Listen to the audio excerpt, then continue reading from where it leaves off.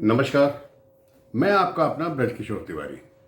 आज मैं इस वीडियो के माध्यम से आपसे हमारे सम्माननीय प्रधानमंत्री आदरणीय नरेंद्र मोदी जी के बारे में बात करने आया हूं।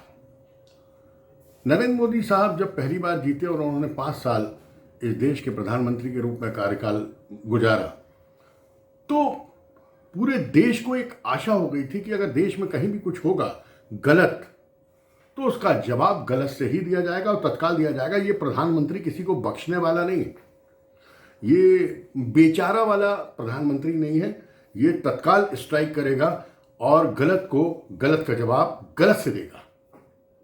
पर दुर्भाग्य है कि दोबारा प्रधानमंत्री के जीत के आने के बाद उन्होंने एक बेचारे वाली चादर को ओढ़ लिया। वो ये भूल गए कि वो तकरीबन 125 में से 100 करोड़ लोगों को रिप्रेजेंट करते हैं। अब चाहे उन्हें नोबेल प्राइज चाहिए हो, चाहे कोई और प्राइज चाहिए हो, या अंतर्राष्ट्रीय अपनी छवि चमकाना हो, चाहे चुनाव में बेचारा बन के वोट लेना हो, जो भी उनकी रणनीति हो, पर वो है बहुत गलत। क्योंकि आज 100 करोड़ आदमी आहत हो रहा है।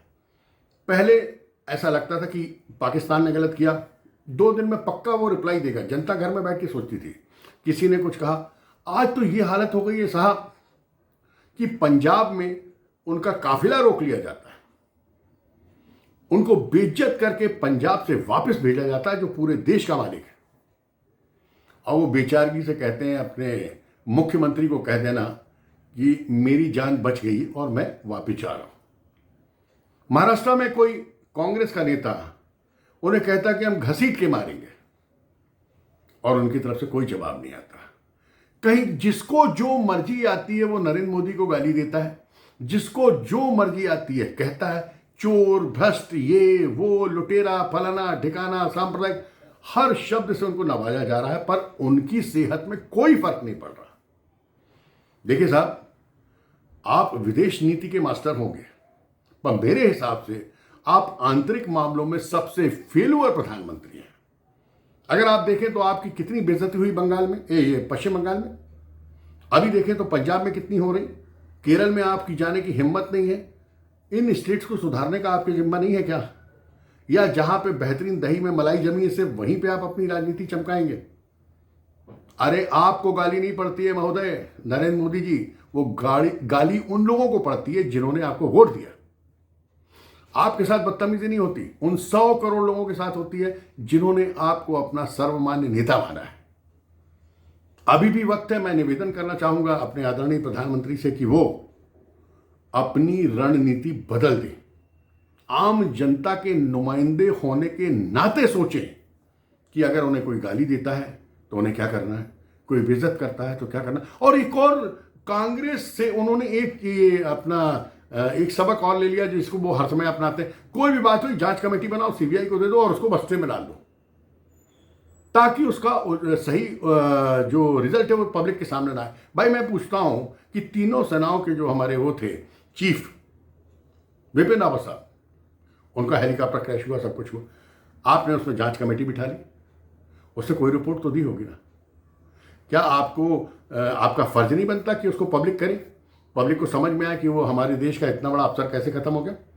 हम तो यही सोच रहे हैं कि पाकिस्तान ने या चाइना ने किया होगा, आपने वो नहीं किया। सुशांत सिंह राजपूत को देखें, उसका मामला सीबीआई से कर दिया, सीबीआई चुप बैठेगी जब तक हरी झंडी हमको नहीं दिखाएंगे, गृह मंत्रालय से हम कुछ बोलेंगे नहीं। अरे साहब, एक मामूली सा थानेदार एक कातिल को पकड़ लेता है, आपकी सीबीआई कुछ नहीं कर पा रही। हर मामले को आप सीबीआई को दे रहे हैं और सीबीआई ठंडे बस्ते में उसको रख के बैठ जा रही है।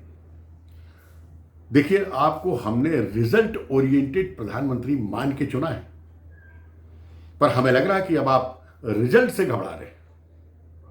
और देखिए, अगर शेर जंगल में है तो लोग उससे घबराते हैं, पर अगर वो पिंजरे में आ गया सर्कस में तो फिर लोग फिंगरिंग करना शुरू कर देते हैं। ऐसा नहीं, कहीं ऐसा ना हो कि ये आपका आखिरी टेन्योर हो। 2024 का जो आपका भी सपना और हम सबका सपना है वो यूं ही रह जाए। अभी भी वक्त है नरेंद्र मोदी साहब, कुछ सीखना है। हाँ, एक बात याद आई, अगर आपको कुछ सीखना है तो महाराष्ट्र के मुख्यमंत्री उद्धव ठाकरे से सीखें।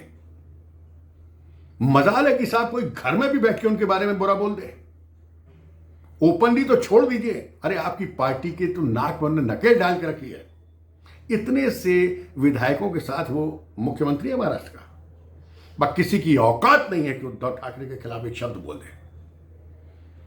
वो अपने शासन से, अपने दिमाग से, अपनी पुलिस से, अपने प्रशासन से और नहीं तो शिव सैनिकों से तत्काल उसको वो सजा देता है कि दोबारा वो मुख्यमंत्री उद्धव ठाकरे के बारे में सोचना भी बंद कर देता। अच्छा बुरा साहब,